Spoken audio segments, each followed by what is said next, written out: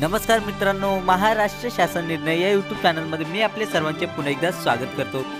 मित्रांनो, आज 15 दिवस पूर्ण झाले असून अंगणवाडीत शिजवलाच नाही पोषण आहार, सेविकांच्या बेमुदत संपाचा झाला मोठा परिणाम। मित्रांनो, याबद्दलची जी काही नवीन अपडेट आहे ती सर्वच आपण जाणूनच घेणार आहोत। पण तत्पूर्वी जर का तुम्ही चॅनलवर नवीन असाल तर नक्कीच आपल्या चॅनलला सबस्क्राइब करून घ्या, जेणेकरून नवीन व्हिडिओ तुमच्यापर्यंत पोहोचत राहतील। तर जराही वेळ न घालवता आपण संपूर्ण अपडेट जाणून घेऊयात।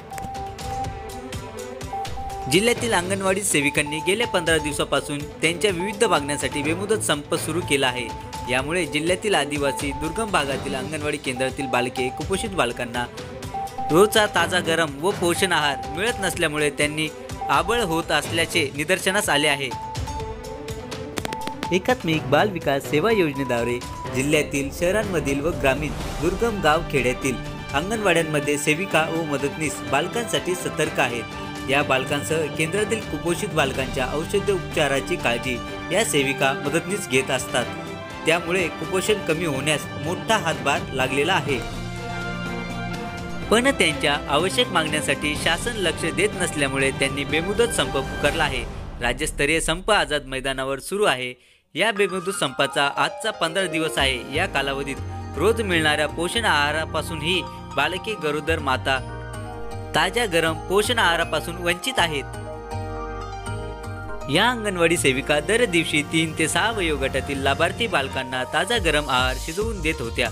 पण अंगणवाडी कर्मचाऱ्यांच्या संपामुळे लाभार्थ्यांच्या तोंड पोषण आहार थांबला आहे। त्यांचे रोजचे वजन उंची होत नसल्यामुळे कुपोषणाची खरी माहिती शासनापर्यंत पोहोचत नाही।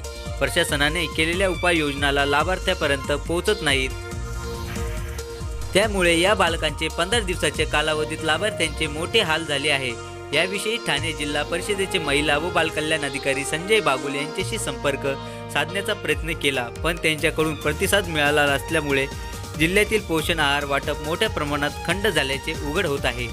चला तर मित्रांनो, याबद्दलची जी काही नवीन अपडेट येत राहील ती मी नक्कीच तुमच्यापर्यंत पोहोचत राहील। पण तत्पूर्वी जर का तुम्ही चॅनलवर नवीन असाल तर नक्कीच आपल्या चॅनलला सबस्क्राइब करून घ्या, जेणेकरून नवीन व्हिडिओ तुमच्यापर्यंत पोहोचत राहतील।